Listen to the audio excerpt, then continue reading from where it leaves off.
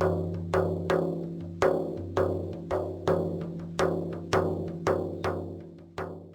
guys, Prince of Macedon here, and we're gonna do another quest battle.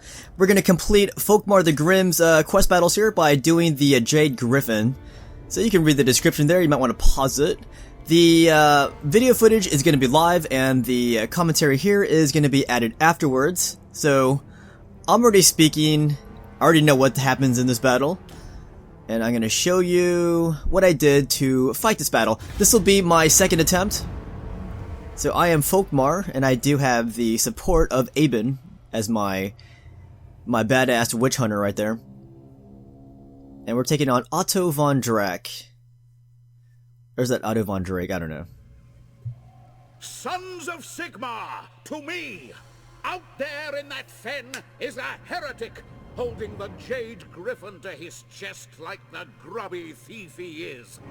To think that the talisman, a symbol of our cult blessed by Magnus himself, is now in the clutches of this necromancer and his vampire consorts.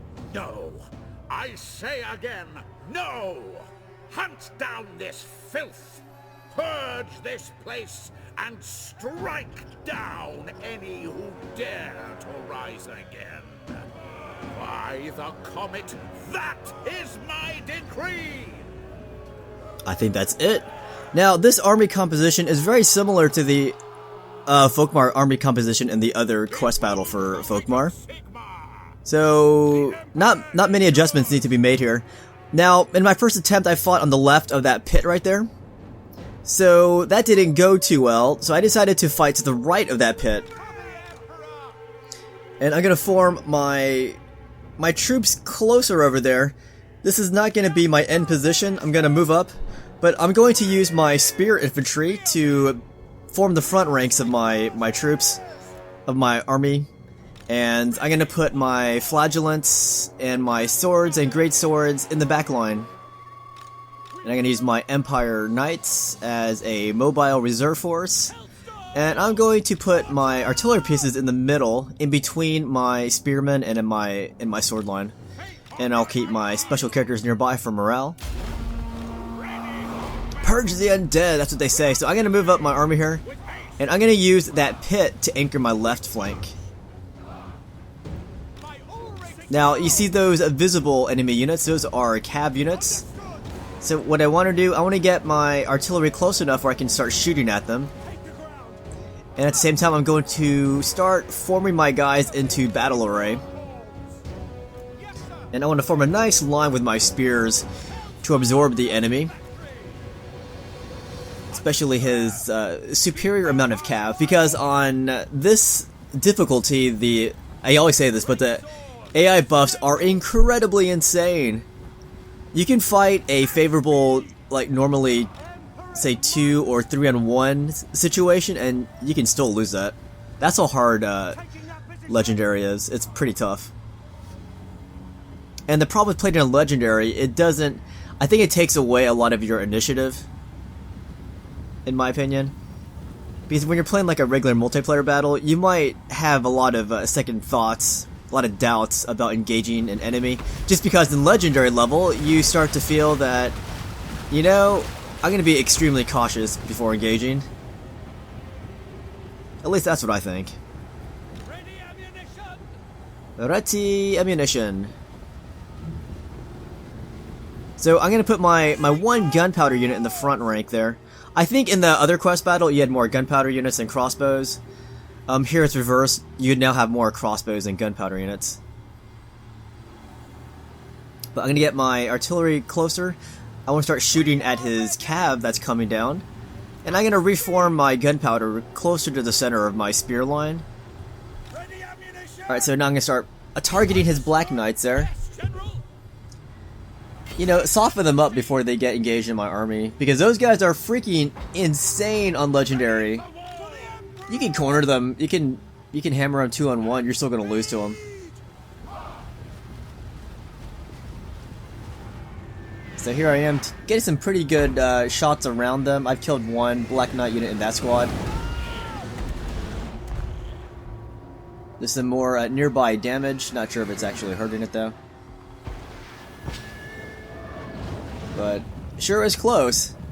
Now, I could have targeted those zombies, but I think the bigger threat are his cav units. But the zombies would be an easy target, but I think my other, you know, elements of my army can take out the zombies without wasting my artillery on them. Artillery is definitely great on these high value units. Even though they're moving, you know, when they hit, they're pretty damn good. So now enemy reinforcements are approaching. I believe they were coming from the rear. Alright, so now my crossbows, artillery, is doing a number on that incoming unit there. You can see him coming down. I got spears ready. Still blasted him in the face. Because of legendary, that unit has not routed yet, even though they should have routed by now. So I would not recommend getting comfortable with legendary, because I think it does. It takes away it takes out a lot from the way you play.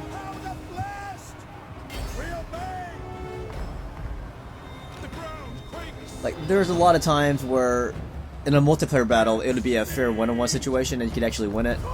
But here you're a lot more hesitant because you're thinking, wow, I don't think I can beat this unit even though I should in a normal battle.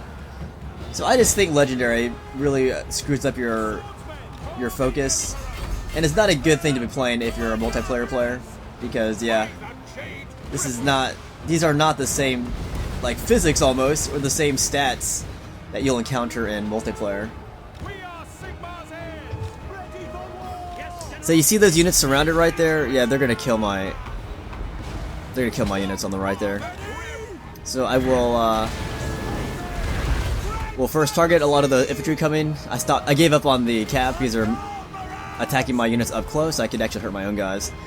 But yeah, I will start taking my legendary lord and start to, I don't know, get ready for these guys. I'm gonna start by launching a banishment on them.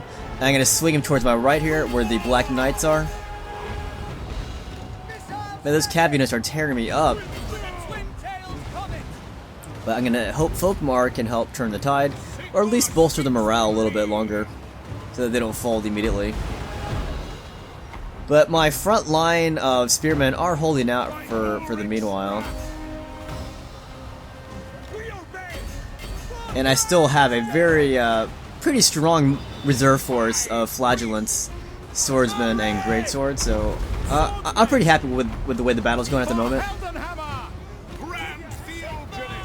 Grand Theogenist.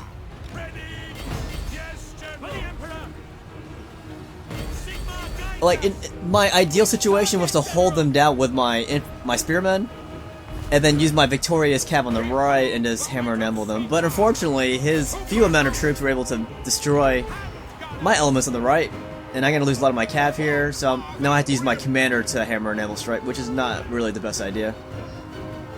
He's strong, but he's not that great that he can be used as the hammer and anvil situation and cause mass routs amongst multiple squads of his infantry. So I'm gonna cast the accusation on his commander, try to bring his health down.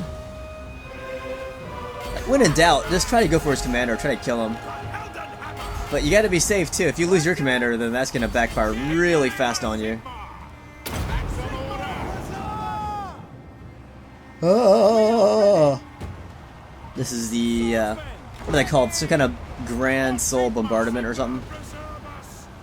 That's pretty cool. It does cause some widespread damage, but unfortunately, being widespread, the damage isn't too focused, and you're just not really causing that much damage with it.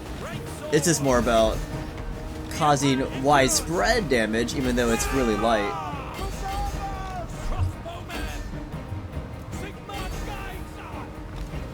So AI is actually beating me on the right there. Was not too happy about that. Anyways, look at my commander free. He's gonna start using some abilities, and now I'm gonna also target his Otto von Drake.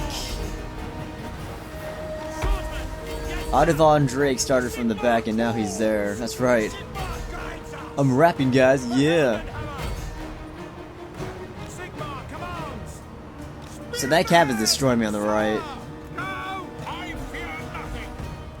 So no hammer and anvil strikes with my cav. My cav got bogged down in a fight that I didn't want.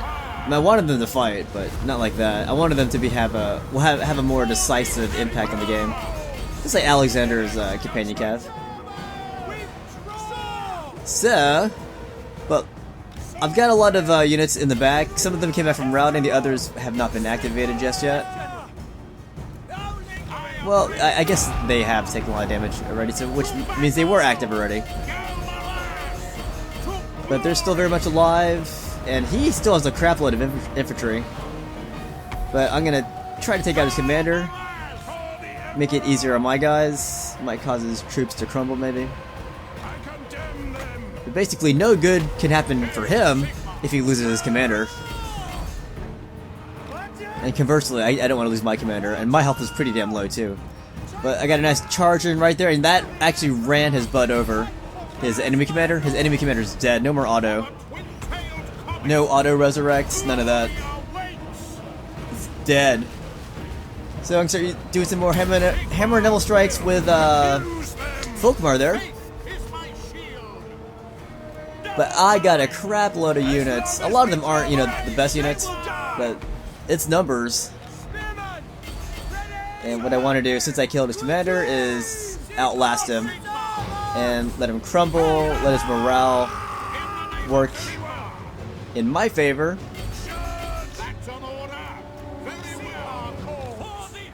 Sigmar, huh? My flagellants. I should have zoomed in on my flagellants in combat. Except fear itself. But when I first started playing this level, I was kind of confused because they said rescue some kind of Jade whatever. So I thought I'd send my troops down that pit somehow, even though I know it's impossible. But I just wasn't sure if that was a hint or if it was just part of the story. I don't know. Commander's still alive, barely though. He's barely alive. Gonna launch that bombardment feature again, where it causes widespread damage, but not much damage, to be honest. Just a lot of widespread damage. So trying to find a place to cast banishment, but I think they're too close. So I launch a different ability or spell.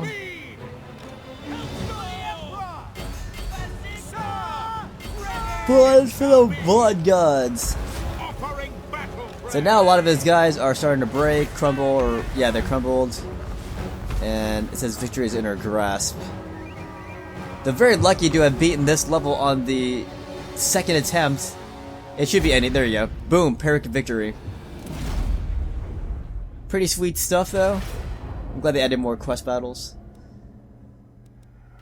Hope you guys enjoyed this. Found it informative, maybe. Probably not. Alright guys, leave your comments in the section. Like it if you can. Share it. Whatever. There's my legendary star for beating that level. Love it.